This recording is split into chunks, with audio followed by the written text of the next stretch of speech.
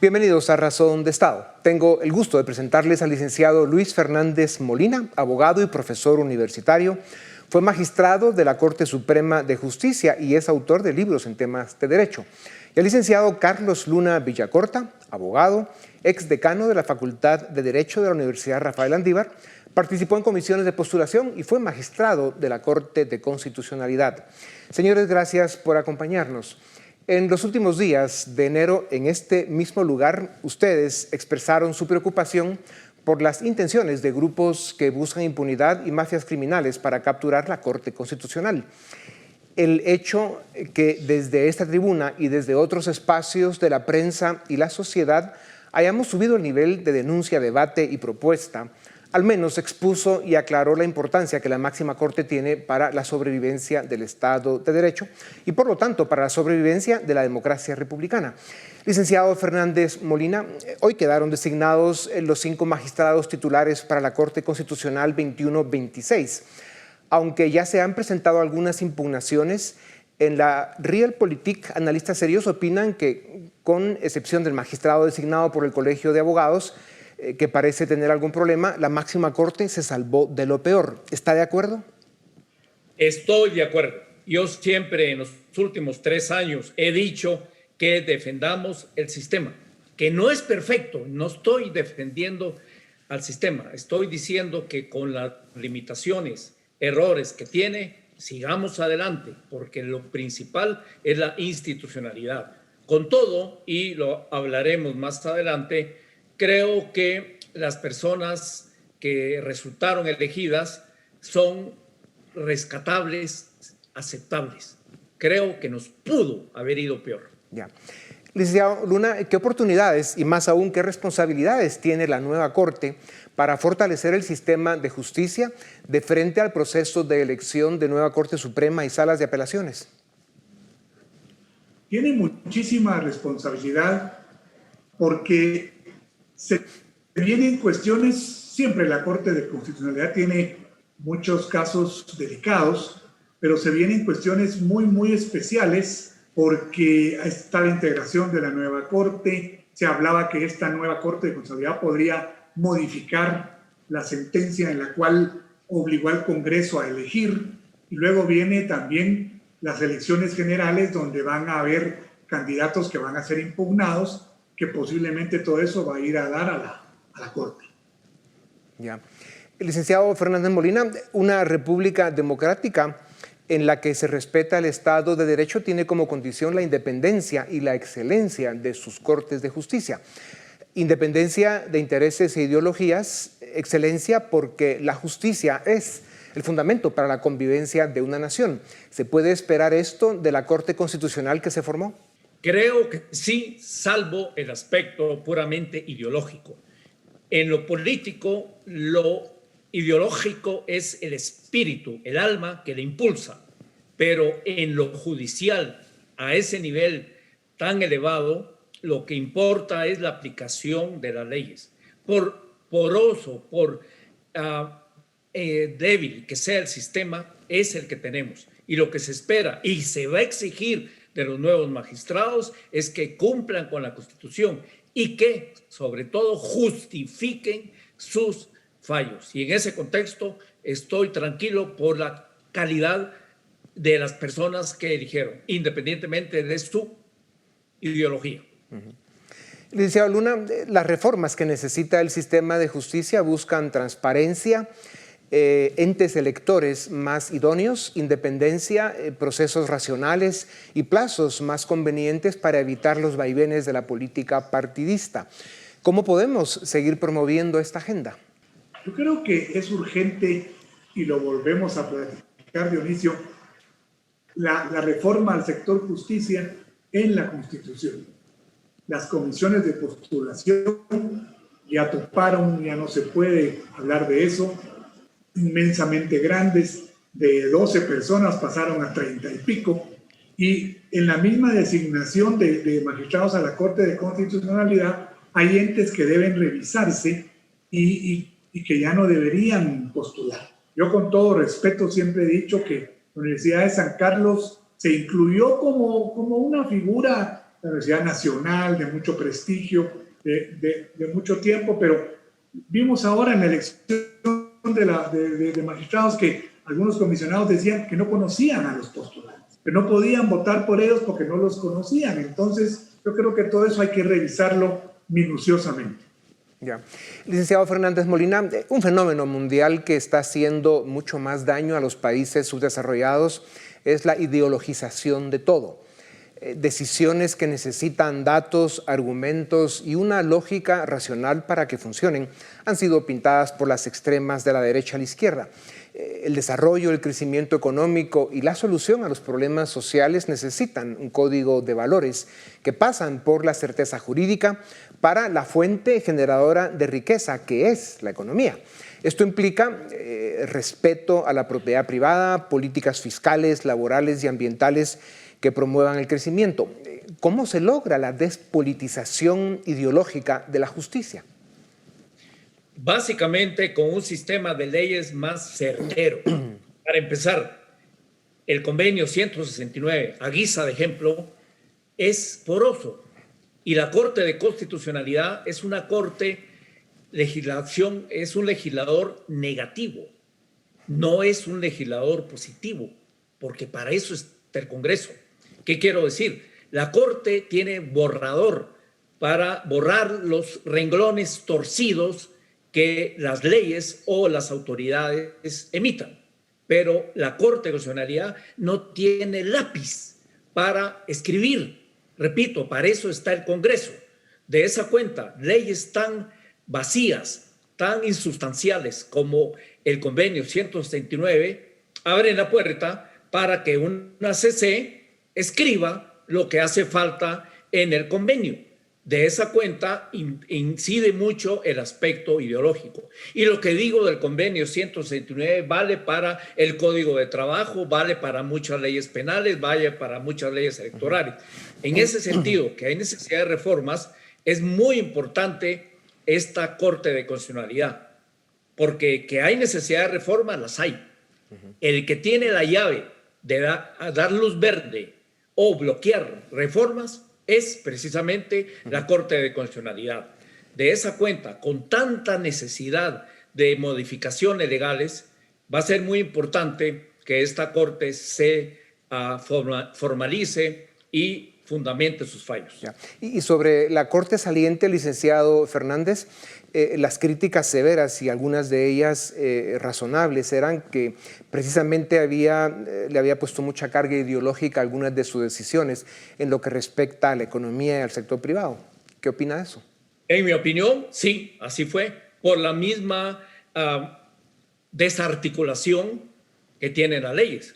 Repito, desarticulación, culpa del Congreso. No me estoy hablando de esta legislatura de la anterior, de un sistema legal politizado que no da lugar a leyes articuladas, consistentes, congruentes, y por lo mismo deja espacios para interpretaciones. Sí, es opinión mía que hubo una carga ideológica en la Corte que va a salir ahora el 14 de abril. Todo indica que así va a ser, ojalá, pero el problema no es en sí la ideología, porque todos tenemos una ideología. El problema es los vacíos que se forman, que dan lugar a una necesaria interpretación para evitar la anarquía legal. Ya. Licenciado Luna, ¿por qué debemos los ciudadanos, la prensa y los grupos organizados de la sociedad seguir vigilando la elección de cortes? ¿Y cómo podemos garantizar que la justicia y el Estado de Derecho en nuestro país queden en buenas manos? Es importantísimo, y yo siempre lo he dicho, no 1, 2 o 3 meses antes, sino un año antes de que esto suceda, porque ya nos ha pasado que el tiempo nos come, ya no da tiempo a hacer propuestas o a hablar con la gente para que acepte, etc. Solo quisiera hacer un poquito de énfasis en lo que hablaba Luis y también tú, Dioniso, de la ideología. Ya de hecho se está hablando que la Corte dio un giro completo, porque si la vemos o si queremos poner a las personas en ideología, básicamente solo Gloria Porras se quedó con la ideología con que la Corte venía y los otros 4 magistrados titulares lo son de otra ideología. Entonces, pareciera que va a haber un cambio en la Corte para ciertos casos o en cierto sentido, a ver cómo se materializa eso. Claro. Ahora, lo que la justicia necesita es que los magistrados de la máxima corte del país dejen las ideologías en su casa. Correcto. Y que pues mantengan la independencia de una corte que es tan importante para la vida en nuestro país. El licenciado Fernández Molina, y hablando de estos temas, la otra cara de esa moneda es que la magistratura saliente de la Corte Constitucional fue antagónica respecto a otros poderes del Estado, particularmente los últimos 2 ejecutivos y los últimos 2 congresos. Menos mal, porque ya sabemos que eran todos unas joyas. Con la nueva magistratura constitucional, ¿qué se puede esperar de la Corte Constitucional como un actor de contrapeso del poder? Podemos decir que el conflicto interinstitucional llegará a su fin con la designación de los nuevos magistrados. No, al contrario, continúa.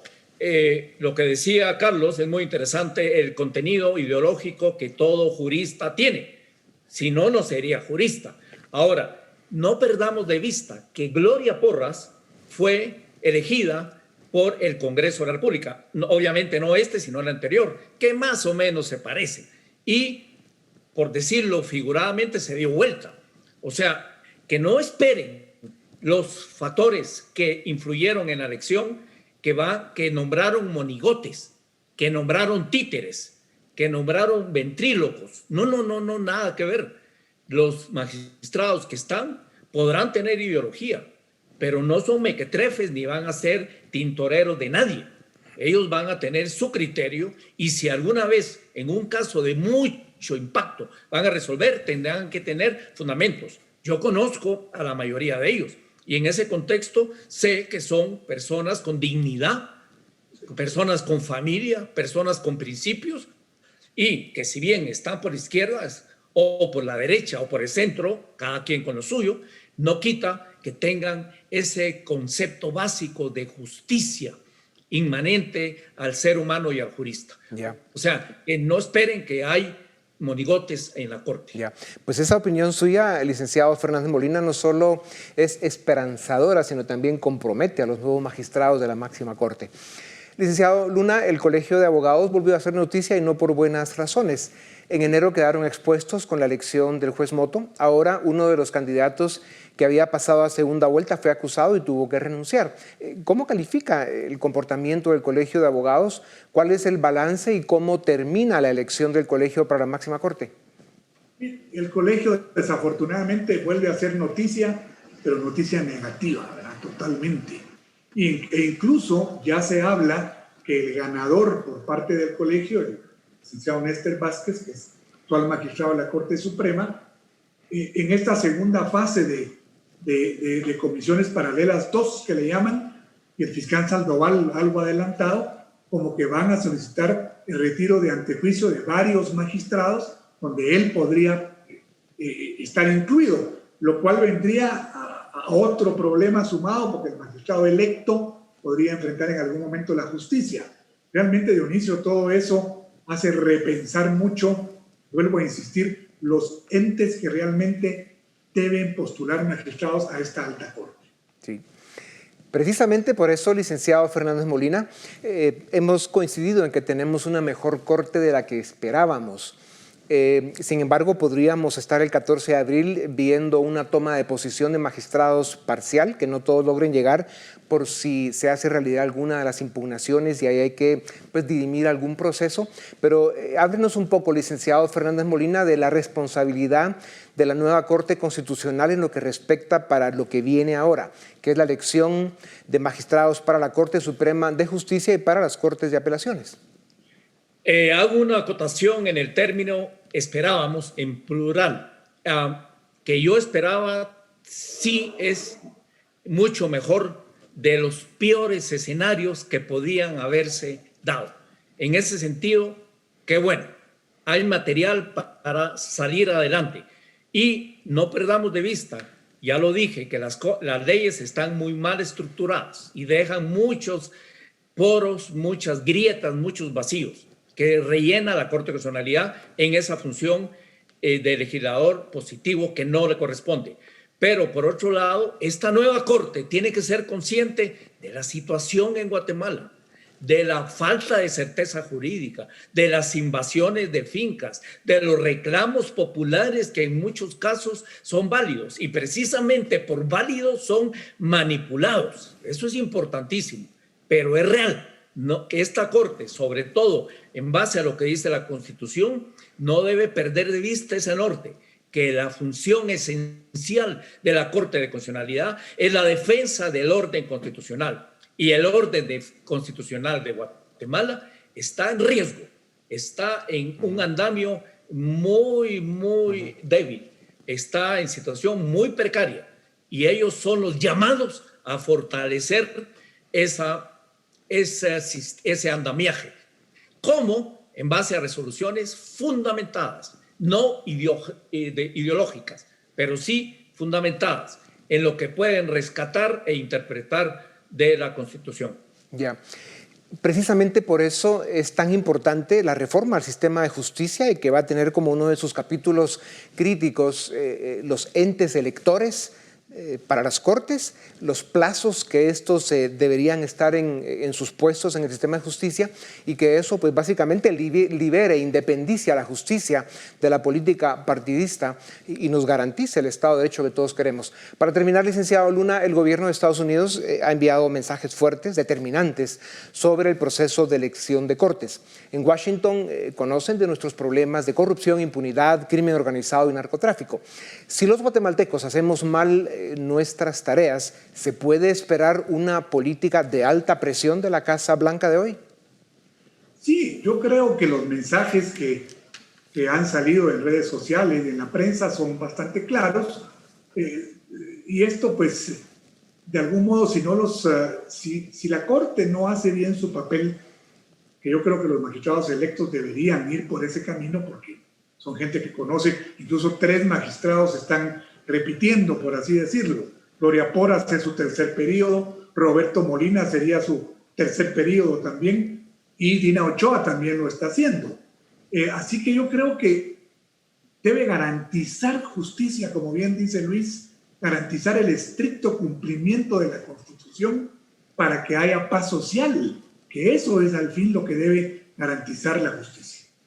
Señores, muchas gracias. Es un privilegio tener una conversación de este nivel con ciudadanos, juristas e intelectuales como ustedes. Muchas gracias por haber compartido con nosotros estos minutos. A ustedes también gracias. Esto es Razón de Estado.